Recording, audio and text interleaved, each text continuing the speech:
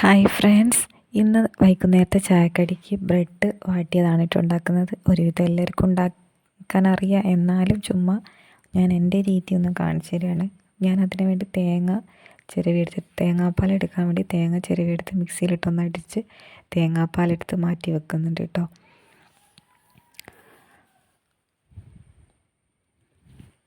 പിന്നെ അതിലേക്ക് ഒരു മിക്സിൻ്റെ ജാറിലേക്ക് ഒരു മുട്ട പൊട്ടിച്ച് ഇടുന്നുണ്ട്. അതിലേക്ക് ആവശ്യത്തിന് പഞ്ചസാര, പിന്നെ ഏലക്ക, ഇതൊക്കെ ചേർത്ത് നല്ലതുപോലെ അടിച്ചെടുക്കുന്നുണ്ട് കേട്ടോ.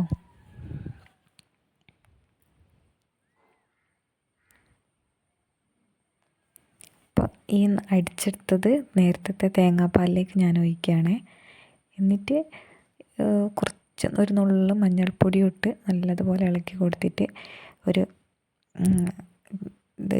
ഇങ്ങനെ പൊരിച്ചെടുക്കാൻ വേണ്ടിയിട്ട് ഒരു കല്ല് ചൂടാക്കി എടുക്കുന്നുണ്ട് കേട്ടോ. അതിൽ നെയ്യ് ഒഴിച്ച് ഈ ബ്രെഡ് ഇതിൽ മുക്കി